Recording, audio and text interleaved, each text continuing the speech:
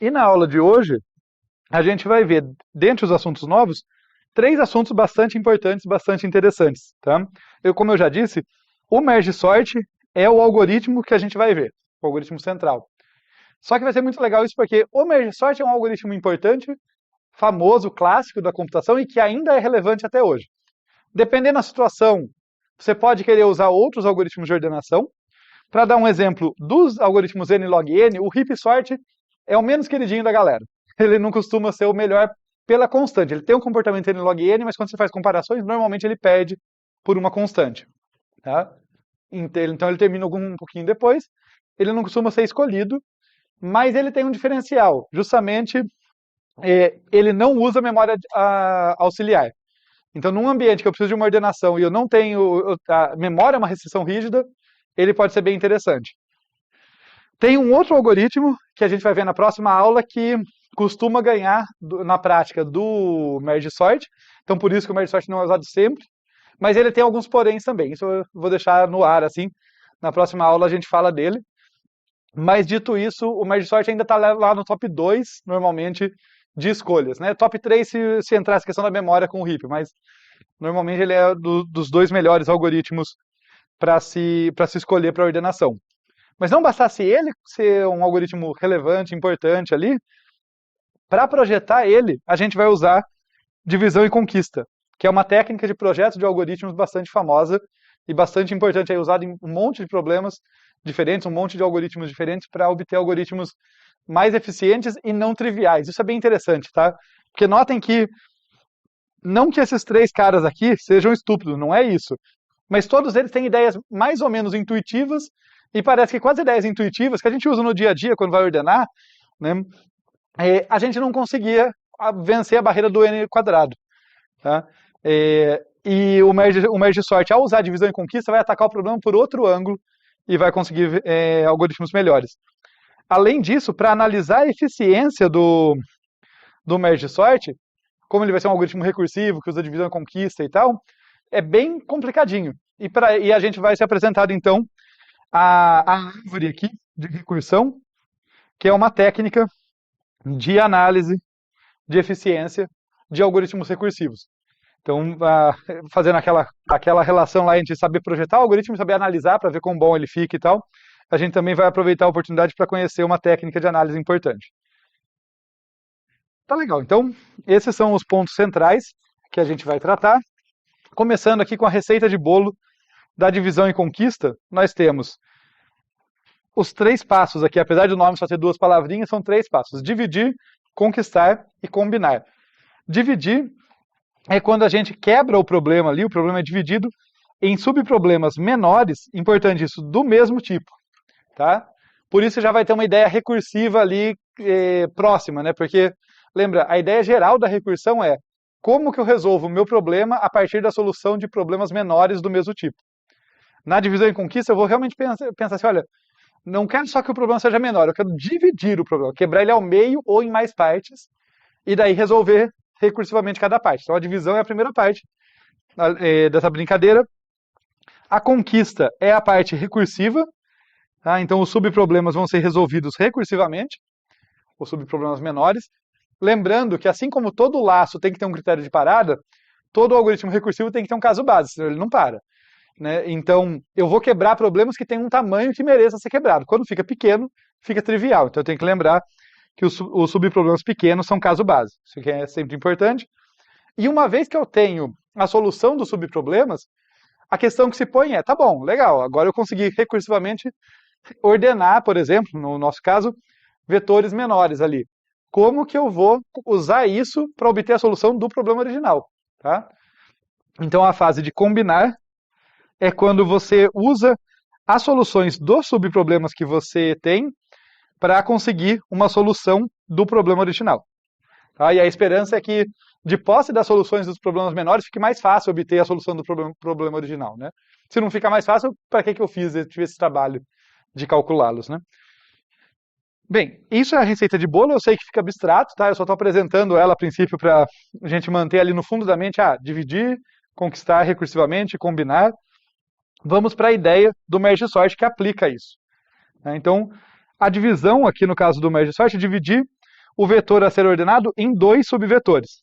Tá? A estratégia vai ser quebrar ele em dois subvetores, cada um com metade do tamanho original. Então eu vou quebrar ele no meio. Tá? Vai ter o primeiro subvetor, o segundo subvetor. Eu vou então, a conquista recursiva aqui, ordenar recursivamente cada um deles, lembrando do caso base. Se o subvetor tiver com 0 ou 1 elementos, eles já estão ordenados. E aí fica um quiz para vocês, que talvez seja um quiz que pareça muito bobo, mas é bom a gente exercitar a formalização dos argumentos. Tá? De novo, intuitivamente, eu imagino que vocês conseguem olhar e falar, pô, um vetor com 0 ou 1 elemento já está ordenado. Mas eu queria saber qual argumento vocês usariam para dizer isso. Tá? Então fica o quiz para pensar. E a minha dica é que vai estar relacionado com a própria definição do que é um vetor estar ordenado. Tá? Vocês recorrendo à definição, olha, para estar ordenado tem que respeitar isso aqui. Então, para um vetor para estar não ordenado, tem que desrespeitar aquilo, e você faz um argumento de que, olha, um vetor com 0 ou 1 elementos não pode fazer algo assim.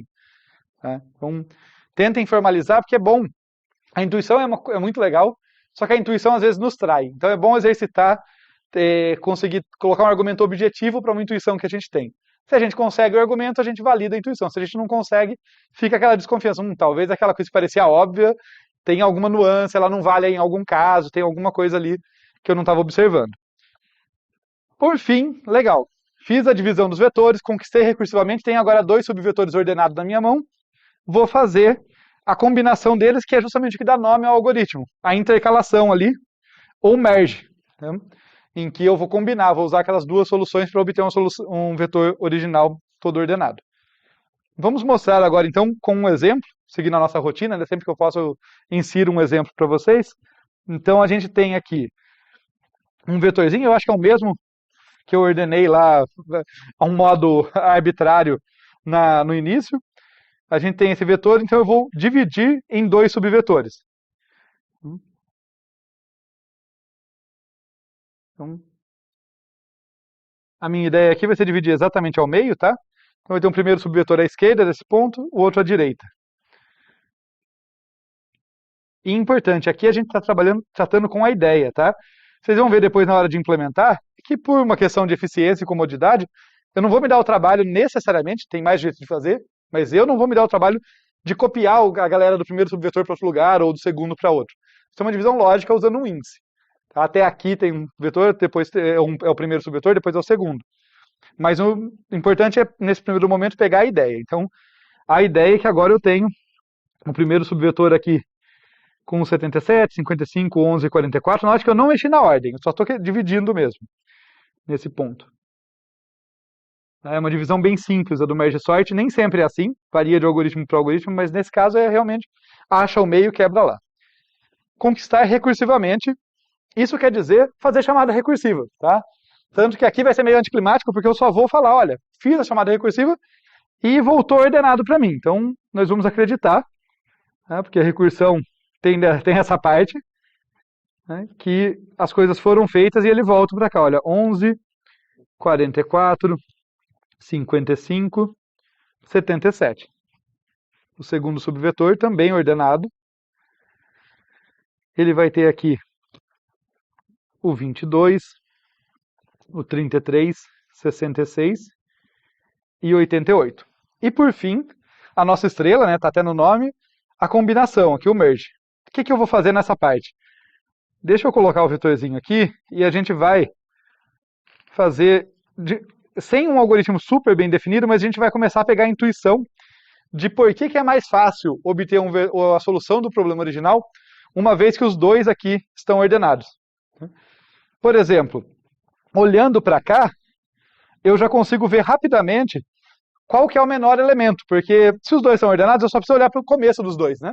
Eu vejo, opa, tem o 11 e tem o 22, então nessa posição vem o 11, tá? Depois vem o 22 aqui, daí eu olho, né, do que sobrou, do que ainda não foi copiado, opa, o 33 é menor do que o 44, então eu coloco o 33 aqui, depois vem o 66, pô, daí o 44 ganha, daí vem o 55, né?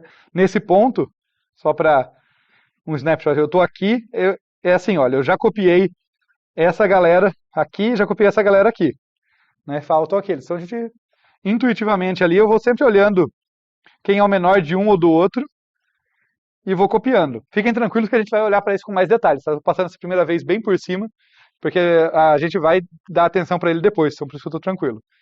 Então tá bom, aqui o 55. Depois ali dos não copiados, o menor é o 66. Depois o 77 e 88. Beleza? Então, intercalamos eles e obtivemos uma solução do nosso problema original. Vamos ver o código do Merge Sort, que é surpreendentemente simples, tá? A trabalheira vai estar principalmente aqui no intercala, mas vamos ver do que se trata aqui o código do nosso Merge Sort. Então, eu tenho aqui um vetorzinho V que vai de P até R-1. Essa questão de ir até R-1, ou eu começar em P, ou ir até R, ou até R-1, o R já está fora, é só uma convenção que eu tenho que seguir, eu tenho que respeitar ela. Tá? Então eu tenho que definir como que eu estou tratando meus índices, se eles estão dentro, fora, para limitar, e daí eu tenho que fazer todo o resto de acordo. Tá? Mas aqui é importante lembrar dessa convenção. Então eu estou pensando nesse subvetor aqui, V, quando eu olho para isso, eu estou pensando no subvetor V aqui, tá? Que eu não sei onde que é o zero dele, onde é o começo dele, mas o que me interessa nesse ponto é a primeira posição que eu vou trabalhar é o P, o R fica fora, né? Então a última posição que eu posso acessar é o R-1, é esse subvetorzinho que eu estou focando no começo, no momento, né? Como toda boa função recursiva, vai mudando os índices ali a cada chamada, então muda. Então é bom a gente saber se situar. Estou olhando para esse subvetor, e daí a primeira coisa que a gente vê aqui, nesse if, é o teste do caso base. Um pouquinho contraintuitivamente, o caso base está no else desse if, tá? Só para a gente entender. Quer dizer, se R menos P for maior do que 1, faz esse processo todo. Se não, não faz nada. Tá? Ou não faz nada é porque o vetor, justamente aquilo que a gente falou antes, que eu deixei como quiz para vocês argumentarem, mas que a gente já afirmou. Se o vetor for pequenininho, tiver 0 ou 1 posições, não tem que fazer nada, ele está trivialmente ordenado. Para interpretar um pouco melhor isso aqui, tá? ou não necessariamente melhor, mas de uma outra maneira, eu gosto de brincar um pouco com a álgebra aqui. Isso vale para além desse código. Tá? Matemática tem um monte de equivalências. Né? Tipo, vou dar um exemplo que acho que vocês passaram pelo ensino médio, vestibular, deve ser comum. Assim, se eu falar F igual a MA, é intuitivo para vocês. Né? Força igual a massa vezes aceleração é uma fórmula bem conhecida. Mas se eu tiver F sobre A igual a M, matematicamente, totalmente equivalente. Mas a gente não está acostumado a ler ela dessa forma, fica mais difícil de você interpretar o que ela faz. Né? Então, meio que a mesma coisa. Às vezes você vê uma expressão matemática e fala, nossa, o que diabos está acontecendo? Tenta brincar um pouquinho com ela, que às vezes ajuda. E cada ser humano é de um jeito. Tem gente que vai achar essa mais intuitiva e a que eu vou apresentar agora menos. Então, não tem a certa, mas é bom saber que para matemática pode ser equivalente, mas a gente precisa de semântica, a gente precisa de dar sentido para aquilo que a gente está vendo. Então, o R menos P aqui maior do que 1 é equivalente, se eu sei que o P é o comecinho, é equivalente a dizer que, olha, P tem que ser, passando ele de lado, menor do que R menos 1. Tá? Sendo que R menos 1 a gente sabe que é a última posição, né? O nosso vetorzinho vai de P até R menos 1, ou seja, se P for igual a R menos 1, é um vetor com uma única posição, ele começa e termina no mesmo lugar. Se P for maior, é um vetor vazio. Então, só faz sentido eu continuar fazendo a divisão aqui dos subvetores e subvetores menores se o começo for menor do que o final. É isso que está dizendo esse if. Tá? Então, é essa leitura aqui. Se P for menor do que R-1, ainda tenho que dividir. Tá legal. Se tenho que dividir, vamos dividir. Aqui, quando eu fiz o desenho, eu falei, achei o meio, mas eu fiz no olhômetro. O que a gente vai fazer é manipular índices. E, de novo, eu vou ter essa brincadeirinha com vocês. Ó. Algumas pessoas olham para isso e acham super intuitivo, porque é uma média. Né? Eu estou pegando o início, eu estou pegando o final, somando e dividindo por 2. É uma média, então parece intuitivo que o M vai cair no meio. É uma divisão inteira, então vai truncar. Se for o número ímpar de elementos, vai truncar, mas fora isso, parece que está ok. Eu sou uma pessoa bem estranha, que eu acho mais intuitivo esse outro jeito aqui, ó, que eu deixei no comentário. Tá? Eu vou mostrar a equivalência dos dois, daí vamos dizer por que, apesar de ser uma expressão mais complicada, ela me ajuda mais a entender. Então aqui o M, opa, só para a gente rabiscar aqui, né? O M ser igual a P mais R sobre 2, a gente pode somar e subtrair, somar e subtrair P aqui, então eu posso colocar P menos P mais P mais R sobre 2. É só uma manipulaçãozinha aqui. Daí eu posso colocar nesse menos P menos 2 sobre 2, só para poder jogar ali para dentro.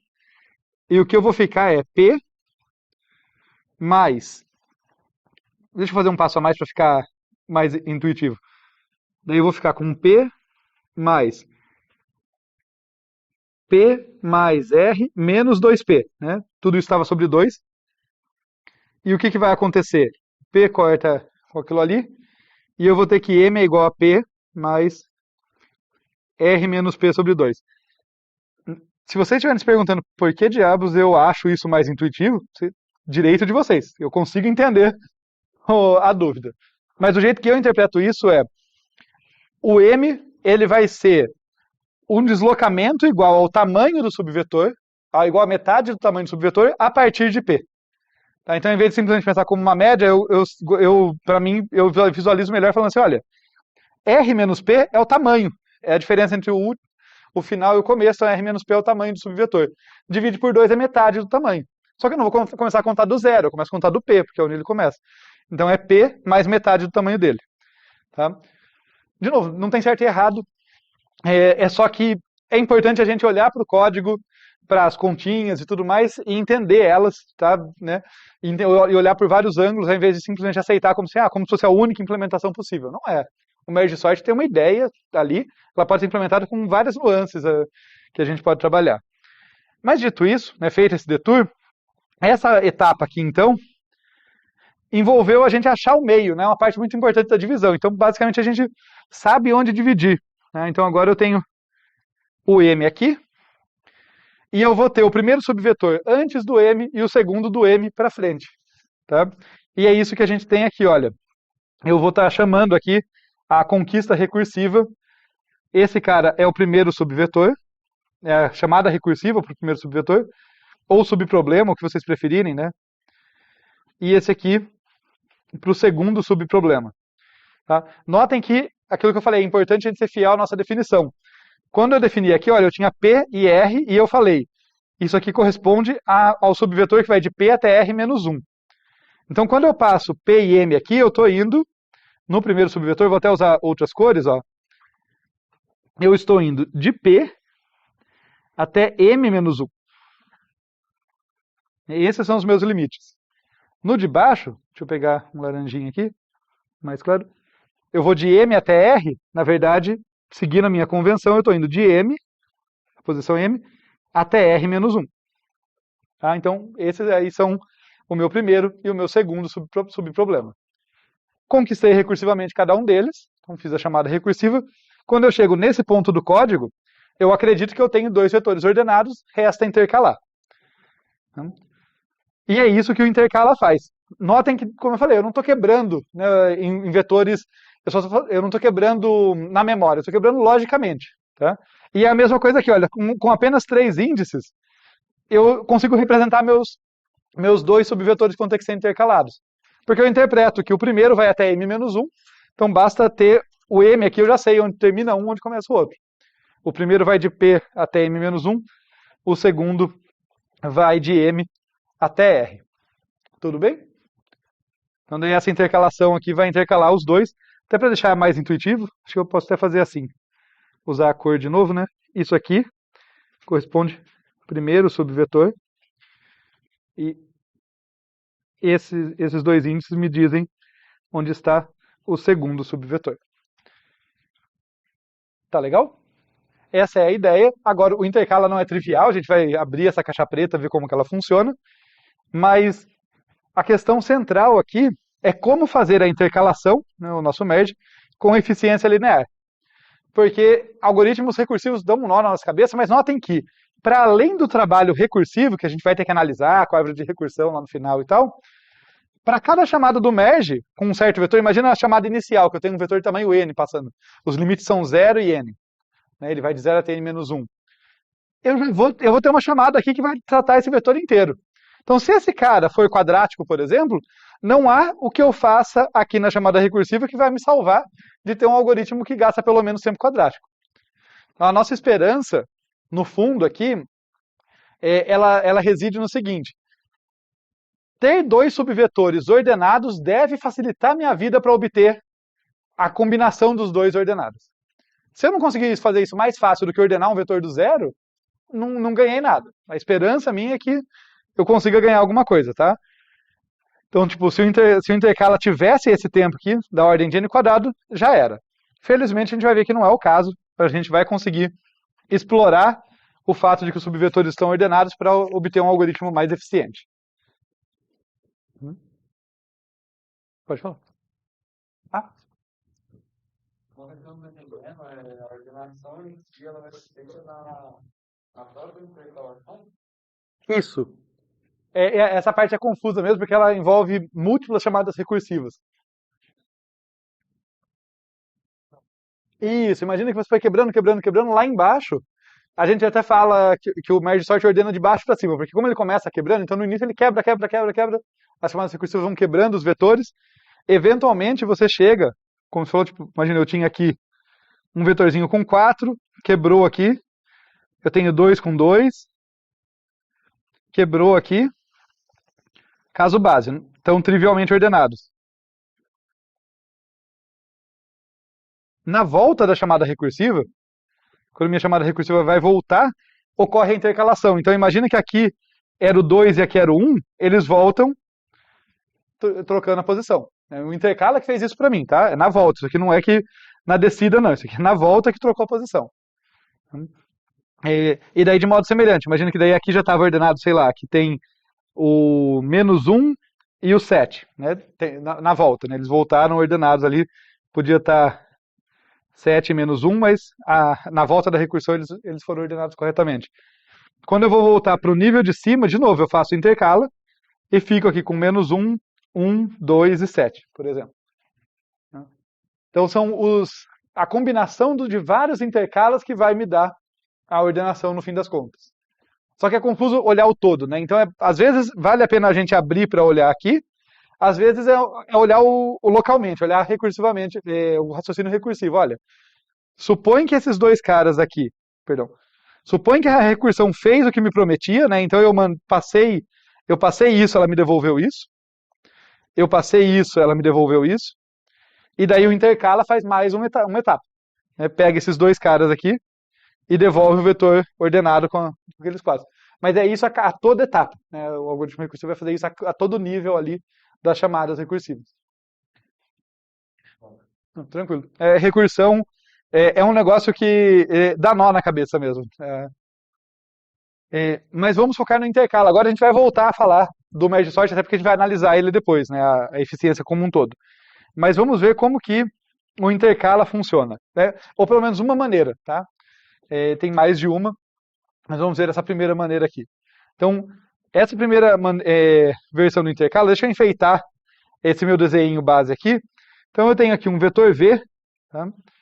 Que ele vai de P, a primeira posição é P, até Q-1, onde Q é o meio dele, tá? Só eu estou usando um outro índice, mas é o que está indicando onde está o meio dele. O J, por sua vez, aqui começa em Q, ele começa na primeira posição do segundo subvetor, e ele vai até R-1. Então esses são os meus índices, né? P, Q e R, dividindo ali onde está primeiro subvetor e segundo subvetor. E qual que vai ser a ideia aqui? O que eu vou fazer? A ideia é que eu vou avançar o I e o J, eu quero avançar eles, só que sempre comparando qual dos dois aponta para o menor elemento para saber quem eu copio aqui para o K. Então, embora o I e o J vão andando ali da esquerda para a direita, eles só podem avançar quando eles estão apontando para o menor elemento corrente. Tá? Colocando de uma forma mais intuitiva, acho que a seguinte pergunta ajuda bastante a entender isso aqui. Vocês concordam que como esses dois caras aqui estão ordenados em ordem crescente, como esses dois caras são ordenados em ordem crescente, o menor elemento de todos, que vai ocupar a primeira posição aqui, só pode estar em VI ou em VJ? Eu nem preciso olhar para essa galera, né? Não para saber quem vai na primeira posição. Então é isso que a gente faz. A gente olha, ó, já que esses caras estão ordenados, eu vou comparar VI com VJ. Se o VI é o menor, eu copio ele para a posição do VK e avanço o I. Daí o I vem aqui, avança uma posição, e eu volto a comparar os pedaços ainda não copiados que estão em ordem crescente. Eu comparo esse cara com o VJ. E daí o menor deles vai para a posição do K, né? O K também avança. Sempre que copia alguém, ele avança, senão ele fica sobrescrevendo o mesmo cara. Não faria sentido, né? Mas aí eu copio o menor. E importante, eu não sei quais são os elementos que estão no primeiro e no segundo subvetor. Então não é que eu vou alternar, não. Pode ser que eu tenha um monte de elementos pequenos no primeiro subvetor e um monte de grandes no segundo. Então pode ser que eu faça um monte de cópias do primeiro e o J não anda. Porque embora o J aponte para o menor elemento do segundo, eu não sei como que esse cara se compara com os do primeiro. Tá? Então, iteração a iteração eu vou decidindo. Olha, dentre os dois menores elementos que eu tenho, ainda não copiados, né, do primeiro e do segundo subvetor, quem é o menor? Copia ele. Avança aquele índice e na próxima iteração, quem é o menor agora? Copia ele. Para deixar isso mais claro, vamos fazer um exemplo, né? Essa figurinha é para ter a ideia geral, mas vamos fazer um exemplo mais palpável aqui. Então, imagina que eu tenho aqui meu vetorzinho V com os dois subvetores, tá? Então eu falei meu vetorzinho V, mas só porque a gente está usando os índices para trabalhar, mas a ideia é que eu tenho aqui um primeiro subvetor, por exemplo, com 11, 44, 55 e 77. Acho que é o que eu usei lá atrás. Percebo também que eu estou desenhando muito pequeno esse carinha. Vamos usar nosso espaço aqui. E um segundo subvetor aqui, tá? Um segundo pedaço do V que eu interpreto como segundo subvetor, que é o 22, o 33, o 66 e o 88. Note que eles estão ordenados, como é a hipótese do meu problema, né? No problema da intercalação, eu suponho que a minha entrada está ordenada, cada um dos dois, e quero obter um destino ordenado também. E eu vou ter aqui um vetor W para fazer isso. Vamos então simular aqui o funcionamento antes de ver o código, para que a ideia seja mais clara na nossa cabeça, né? Então, o I começa nessa posição, o J começa nessa. Vou até fazer com outra cor para destacar mais. Então, esse é o setup. O I começa aqui, o J começa aqui. Eu não vou escrever o índice, tá? Vamos usar mais intuitivamente aqui para nos ajudar. E daí eu pergunto, quem é menor? O VI, ou seja, o 11, ou o VJ, que é o 22? É o 11. Então, copio ele para cá, tá? Eu fiz aquilo, mas eu até me arrependi. Eu não vou riscar, porque na prática eu não risco nada. É mais para a gente marcar. O que eu vou fazer é que eu copio aqui e o I avança. O I vem para cá, o K também vem para cá. Eu copiei da posição do I para onde estava o K. Então os dois têm que avançar, senão eu vou sobrescrever a galera. Agora, 44 ou 22? Pô, agora o 22 é menor. Então copio de onde estava o J que avança. O K sempre avança. Estou impressionado que eu estou apagando o K sem apagar nada errado. Vamos ver quanto tempo isso dura. Agora, comparo 44 com 33. O 33 é menor, copio ele. O J avança, o 33 vem para cá. E o K vai para a próxima posição. Comparo 44 com 66, né? O apontado por I com o apontado por J. No caso, 44 é menor, copio ele, avanço o I e avanço o K. Agora, 55 com 66 ali. Vou fazer um pouquinho mais rápido, porque acho que vocês já pegaram a ideia, né? Então, vem o 55 aqui, o K e o I avançam, 77 com 66. O K estava aqui, né? O 66 avança, o J vai para lá. E daí, peraí, o K está aqui, né? Agora vai acontecer algo interessante, tá? Que vai repercutir no nosso código. Então, vamos olhar com atenção. Nesse momento, entre o 77 e o 88, eu vou copiar o 77. O K vai avançar.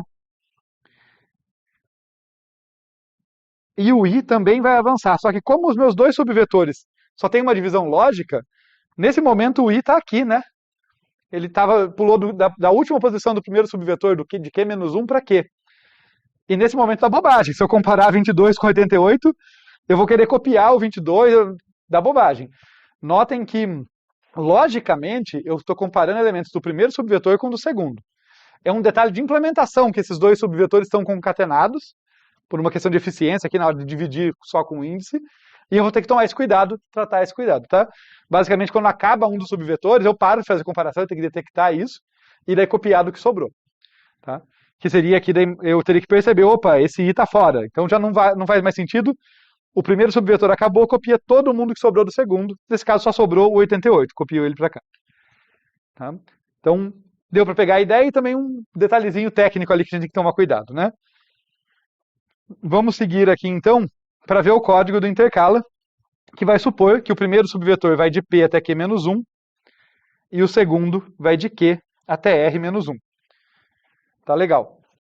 Vamos ver aqui então como que a gente está fazendo o nosso setup.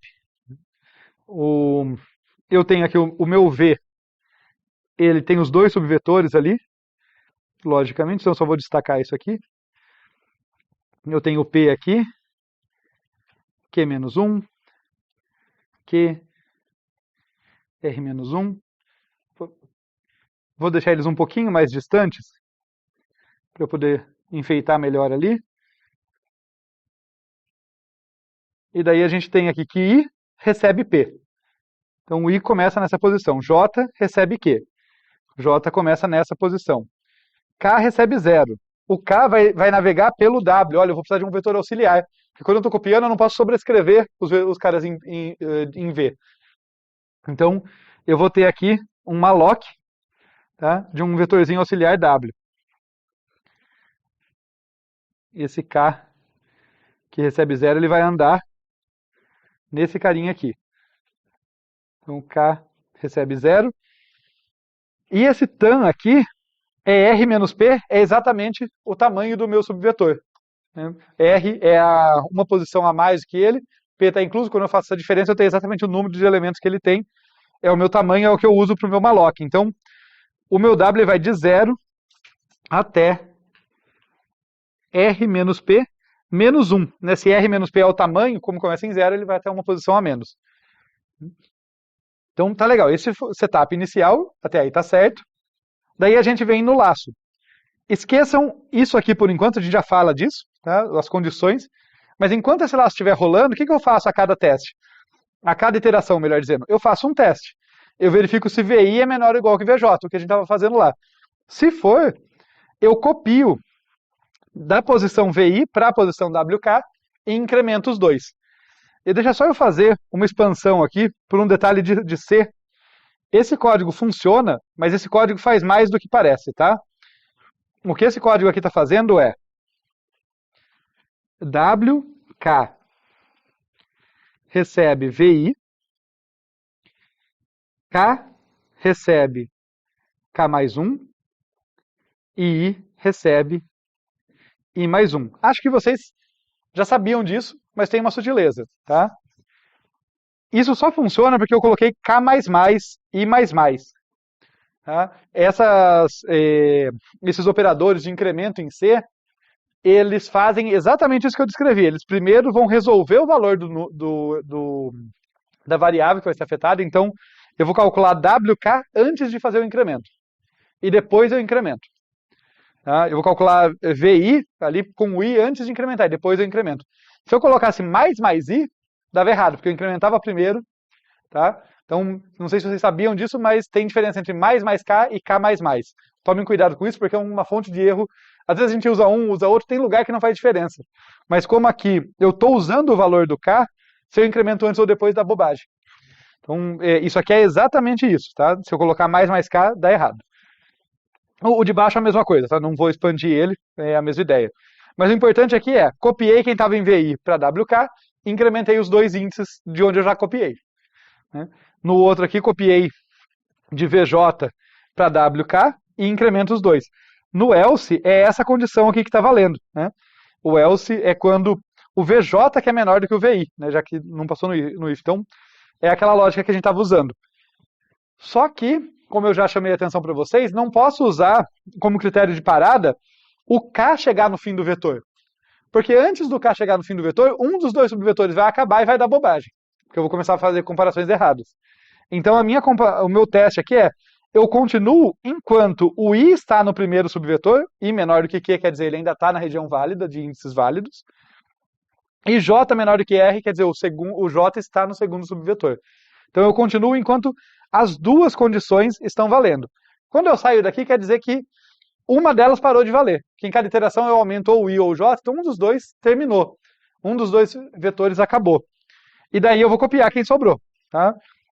E é isso que esses laços aqui fazem. Tá? Se o primeiro subvetor não acabou, olha a semântica na hora de ler o código. Né? Se menor que Q, o que significa se não acabou o primeiro subvetor, quer dizer que todo mundo do segundo já foi copiado, e daí eu vou copiar quem sobrou aqui. Né? No WK vai receber VI, mais. Por outro lado, se foi o segundo subvetor que não acabou, eu vou copiar quem sobrou dele. Então, WK vai receber VJ e eu vou incrementar os dois.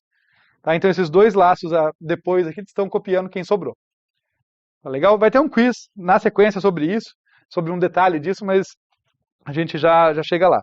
O importante nesse momento é entender o que a gente fez aqui, né? Tipo, que a gente copiou corretamente na ordem e tal. Só que com tudo isso, eu estou no W. Né? Os meus elementos ordenados estão no W, eu criei eles no V, que é o vetor original. Então eu tenho que copiar de volta. É isso que isso aqui está fazendo. Estou passando de K igual a 0, K menor do que tan. Se vocês lembrarem, o tan é R menos P. Então é justamente o tamanho dos dois subvetores concatenados. O único cuidado é, o W foi alocado agora, ele vai de 0 até R menos P menos 1. Tem R menos P posições. O V era um pedaço do V que eu estava trabalhando, não é do 0. Então eu tenho que cuidar do meu índice aqui, olha. Eu vou copiar WK para P mais K. Então, começando da primeira posição do subvetor, eu desloco o número de posições corretas. Então, o cara que estava na posição 0 do K, ele vai para a posição P. O cara que estava na posição 1 vai para a posição P mais 1. E assim por diante. Então, tem que tomar esse cuidado quando a gente manipula. Eu uso o vetor auxiliar ali. E aqui eu libero o W, né, para não deixar, não estourar a memória e tudo mais. Tudo bem a ideia, gente?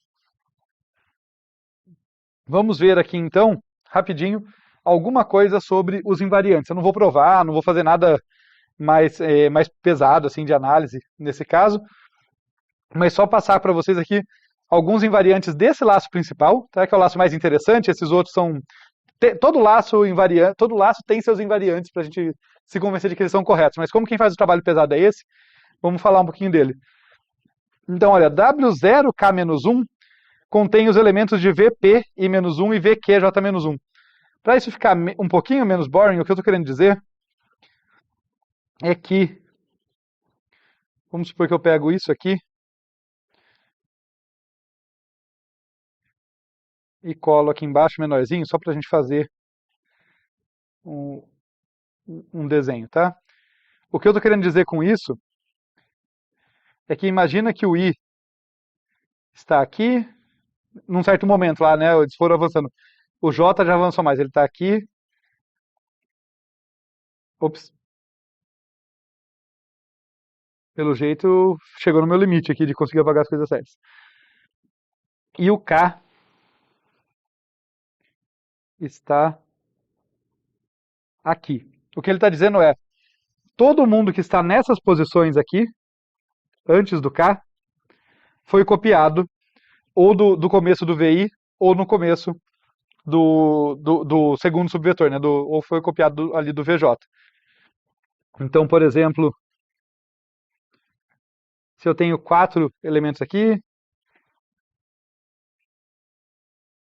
e, vamos dizer, 3 elementos aqui, eu tenho que ter 7 elementos aqui, tá? Para ser consistente.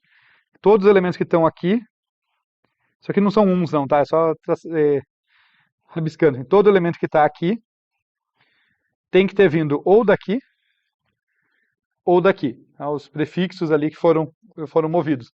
Além disso, pela ordem, pela maneira que eu copio, ele já está ordenado, porque eu sempre copio os menores antes. E esses dois últimos são interessantes, são particularmente interessantes. Tá? W0 até K-1 é menor ou igual do que VI Q-1. W0 K-1 é menor ou igual do que VJ R-1. Eu vou falar de um, e o outro é equivalente. o que eu estou dizendo aqui é, abusando da notação, porque eu estou falando como se fossem vetores, é todo mundo que já foi copiado para o W, todo mundo do prefixo do W, é isso que é W0 até K-1, é essa parte aqui. Todo mundo desse pedaço aqui é menor ou igual do que quem ainda não foi copiado. Ou seja, do que quem está nesse pedaço ou nesse. Todos esses aqui são menores ou iguais do que essa galerinha aqui e menor ou igual do que essa galerinha aqui.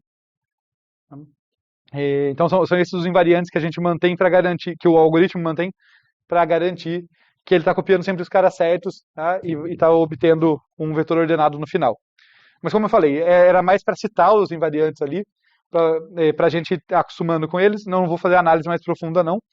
O que eu quero é lançar um quiz rapidamente aqui para vocês, perguntando, dados esses três laços, no primeiro laço vai entrar, né? Ele vem antes no código.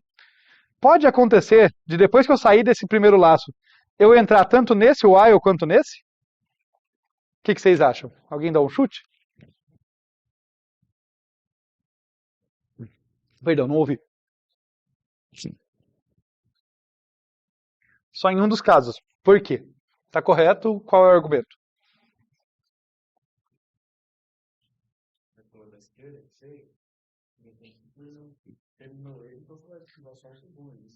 Isso, a ideia é essa, mas objetivamente no código a garantia é que eu não tenho como sair daqui sem ter terminado um dos dois, né? Ou melhor dizendo, sem uma dessas condições ter sido violada. Como eu continuo enquanto I menor do que Q e J menor do que R, precisamente assim, quando eu estou nesse ponto do código, eu tenho certeza que I maior ou igual a Q ou J maior ou igual a R. Uma das duas tem que ter acontecido. Tá? Então, pela condição do laço anterior, eu tenho certeza que eu nunca vou chegar nesse ponto pronto para entrar em ambos. Vai ser um ou outro. Tá? Tanto que é absolutamente irrelevante a ordem que eu coloco. Você veja que eu não me preocupei em colocar um if else, nem nada. Eu sei que eu só vou copiar um subvetor que sobrou, os elementos que sobraram de um subvetor. Mas eu posso pôr os dois em sequência porque eu sei que um caso eu nem entro, no outro vai ter alguma coisa sobrando lá. Eles podem ter o mesmo tamanho. Não, veja que a condição de parada aqui, apesar de na maior parte das vezes eles serem tamanhos iguais ou com um de diferença, porque eu sempre divido no meio, né? Então só quando é ímpar que vai ter uma diferença. O negócio é, independente do tamanho deles, um deles vai ter que acabar primeiro, porque eu vou sempre copiando o menor elemento. Né? Tipo, se eu tenho aqui, nessa figura, se eu tenho um elemento aqui e outro aqui, os dois estão apontando, eu sempre copio o menor deles primeiro para o W. Então, em cada iteração desse laço aqui, eu vou necessariamente avançar um ou outro. Tá? Eles podem até terminar bem parecidos. No meu exemplo aqui, como estava bem distribuído, quando um terminou, o outro só tinha mais um elemento lá dentro. Pode ser o caso oposto disso. Pode ser que um subvetor tem todos os elementos pequenos, o outro tem todos os elementos grandes. Então o J nem anda e esse cara acaba. Mas com certeza um vai terminar antes que o outro. O quanto vai faltar no outro eu não sei. Mas sempre um termina antes do outro, independente do tamanho. Porque tem a ver com quem eu copiei. Isso. Está ordenado. Porque ó, os dois começaram ordenados, né? Os dois subvetores começaram ordenados. E o jeito que o intercala funciona, que essas condições aqui do if else funcionam, é que eu estou sempre copiando o menor elemento de cada um dos subvetores. Então, se um subvetor, uma implicação do meu código e desses invariantes aqui, é que quando um subvetor acabou, isso quer dizer que todos os elementos dele eram menores ou iguais o que sobrou no outro subvetor. Porque se não fosse, eu teria copiado daquele. Né? Porque esse if else aqui, ele sempre olha e fala, olha, copia do menor. Se VI é menor, copia dele. Se não, copia do VJ. Então, por construção, o que sobrou necessariamente tem os maiores elementos. Então, então é seguro copiar no final. Eu posso copiar esse cara no final e eu sei que eu estou mantendo a ordem. Então, é isso que esses laços aqui fazem. Então, eles copiam a cauda, mas eles estão copiando na ordem certa, na hora certa. Né? Eles estão copiando depois que todos os menores já foram os subvetores de entrada já estão ordenados. Isso.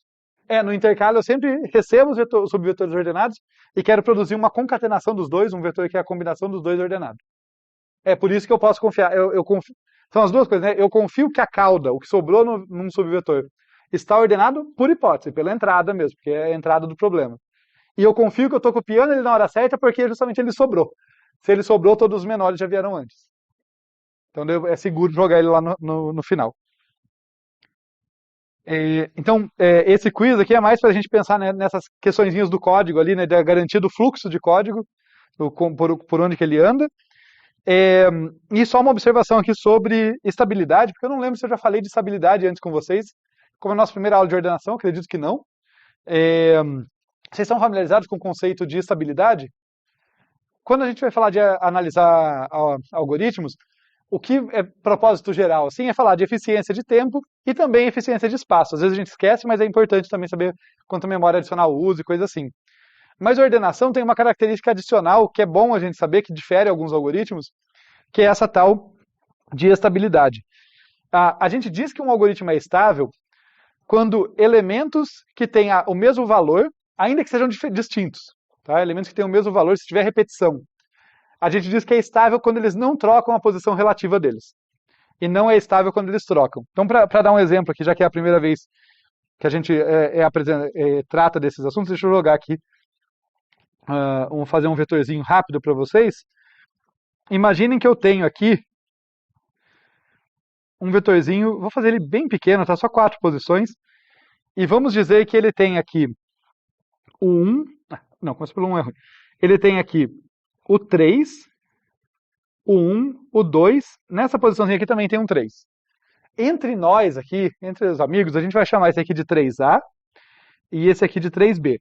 Por quê? Porque não é porque dois elementos, dois valores estão sendo ordenados pela mesma chave que tudo que eles representam é igual. Tá? Dá um exemplo, imagina que vocês estão numa planilha e vocês vão ordenar as coisas por ano. Tá? Tem um monte de evento que aconteceu no mesmo ano, não quer dizer que é o mesmo evento, é só que eu estou ordenando o critério que eles empatam. Tá? Então, às vezes acontece do critério que eu estou usando não ser único, então tem repetição. Então, o 3A e o 3B são diferentes, é isso que eu quero que vocês tenham em mente. Mas eu estou ordenando dessa forma, né? Eu estou ordenando agora usando o critério em que eles são iguais. Então, tem esses valores.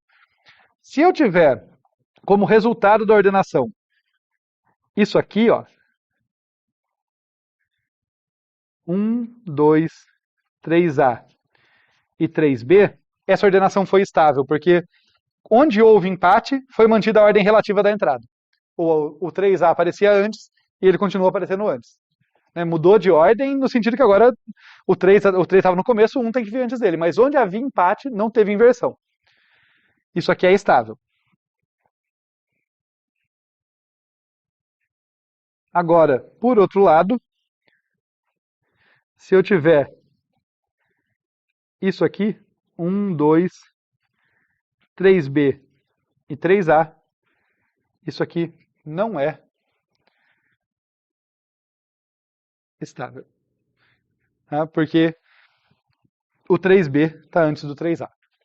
E na ordem original, não é porque eu coloquei A e B neles, tá, gente? Porque comparando com a ordem original, o 3A ele aparecia antes e agora foi invertido. Isso pode dar problemas algorítmicos, tem situações que eu quero fazer uma ordenação, mas eu preciso que a ordem relativa seja mantida. A gente vai ver um exemplo disso, tá? Tem um algoritmo mais para frente que depende disso. Mas, de novo, para dar um exemplo mais intuitivo, pensa no exemplo da minha planilha. Às vezes no Excel, a gente faz isso Excel, ou outras planilhas eletrônicas e tal, eu vou ordenar por critérios sequenciais. Né? Eu falo, olha, ordena todo mundo pelo ano e dentro do ano ordena todo mundo pelo mês. Uma maneira de implementar isso, de algoritmicamente fazer isso eu ordeno todo mundo pelo mês, então todo mundo que aconteceu em janeiro, ao longo de muitos anos, está ordenado, está junto. Todo mundo que aconteceu em fevereiro está junto. E depois eu ordeno pelo ano. Se for estável, se eu tiver dois eventos que estavam em janeiro de 2020, um evento de janeiro de 2020 e outro de fevereiro de 2020. Como eu ordenei pelo mês, o de janeiro vinha antes que o de fevereiro. Quando eu ordeno pelos anos, eles quebram em anos, então os eventos vão para cada um para o seu bloco de ano correto.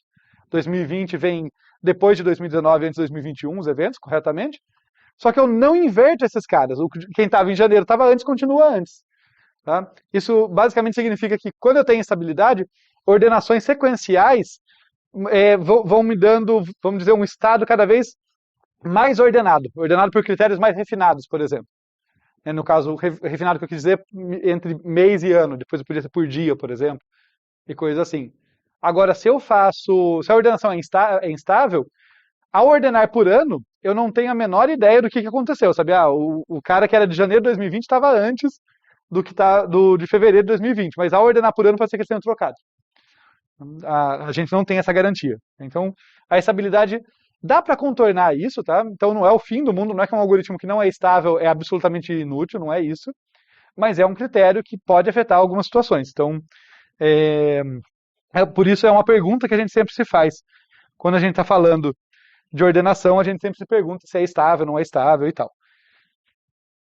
Tá legal? Então, e no caso aqui, né, a intercalação acaba derivando esse tipo de pergunta, porque ela está relacionada com o problema. Então, aqui a gente falou da intercalação, mas eu acho que tem mais uma nuance. Ah, sim. Vamos falar aqui da eficiência do intercala. A gente falou bastante dele, mas a eficiência ficou na outra página. O intercala ele pode ser um pouquinho chato de analisar a princípio, porque ele tem 3 laços em sequência. Né? Não são laços aninhados, mas vem um depois do outro, depois do outro. Então, eu quero saber qual é a dele, né? Qual a eficiência dele.